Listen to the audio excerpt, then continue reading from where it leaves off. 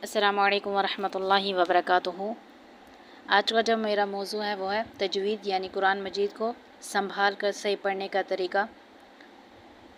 इसमें कोशिश करना चाहिए कि जो है कुरान पाक पढ़ने में सुस्ती करने से, बेपरवाही करने से गुनाह होता है। इसके कायदे बहुत से थोड़े हैं मगर बहुत ज़रूरी हैं और आसान हैं।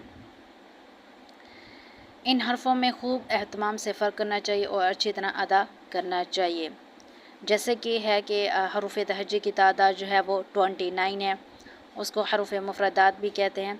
और उसमें कुछ हरूफ ऐसे हैं 7 जिन्हें हम जो है हमेशा मोटा करके पढ़ते हैं, उन्हें हरूफ मुस्तालिया कहते हैं और उनकी तादाद जो है वो 7 है। स्वा, ज़्वा, त्वा, ज़्वा, गैन, खा, क़ाफ।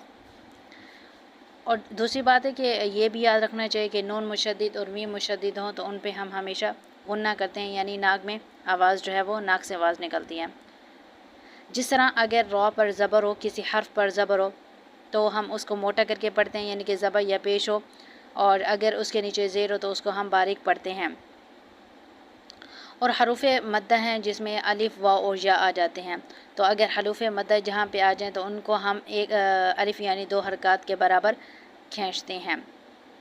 और अगर अलिफ पर ज़बर आ जाए तो उसको हम हमज़ा पढ़ते हैं, और अलिफ पर अगर साकिन हो तो उसको हम झटका दे के पढ़ते हैं। उसके बाद जो है इसके नून साकिन और मीम साकिन के कायदे हैं कि जहाँ पे जो है ना हमने इदगाम कैसे करना होते हैं, इख्फा कैसे करना होता है, इक़लाब, और जो है इसके कायदे हो गए। तो इसमें इजहार में देख लें कि अगर हरूफ हल्की में से आ जाएगा तो हम वहाँ पे गुन्ना नहीं करेंगे, और अगर इख्फा है, इख्फा में भी जो है वो हरूफ है 15, उसके बाद आ जाएगा तो हम जो है ना नून साकिन और तनवीन के बाद हरूफ इख्फा में से कोई हर्फ आ जाएगा तो वहाँ पे हम गुन्ना करेंगे। और इदगाम में भी ऐसे होता है कि हरूफ यरमलून में से कोई हर्फ आ जाए और इक़लाब में जो है वो नून साकिन के बाद बा आ जाए तो हम वहाँ पे गुन्ना करते हैं। और दूसरी मेन बात है कि जहाँ पे साकिन हर्फ हो उसको हम उससे मुतहरिक हर्फ से मिलाकर पढ़ते हैं, और जबकि मुशद्दिद हर्फ जो होता है उसको हम क्या करते हैं, पीछे हरकत से भी मिला के पढ़ते हैं, और मुशद्दिद हर्फ की अपनी भी हरकत होती है। हरकत और तनवीन को हम जो है वो खींच के ना ही झटका दे के पढ़ते हैं, जबकि जो है हरूफ मद्दा होती हैं, खड़ी हरकत होती हैं, इनको हम एक अलिफ यानी 2 हरकत के बराबर हम खींच के पढ़ते हैं। उसके बाद हरूफ कलकला की बारी आ जाती है। हरूफ कलकला की तादाद जो है वो 5 है। कुतुब व जद्दीन, क़ाफ, तौ, बा, जीम, दाल। ये साकिन हर्फ जहाँ पे भी होंगे वहाँ पे हम कलकला करेंगे। ठीक है, हो गया।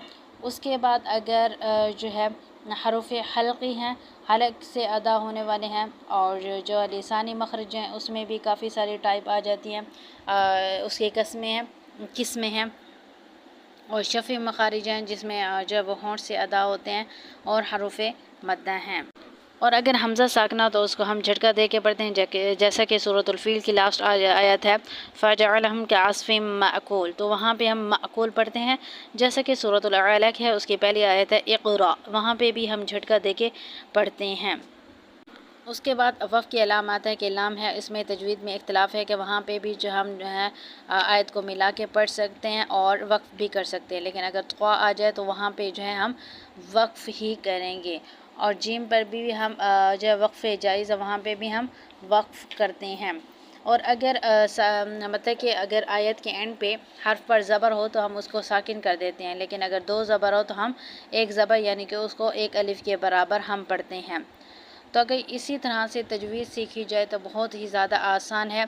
आप उसको पढ़ने की कोशिश करें और सीखने की कोशिश करें और उसको ahsan तरीके से पढ़ने की कोशिश करें। अल्लाह ताला हम सबको सही मानों में और सही तरह से कुरान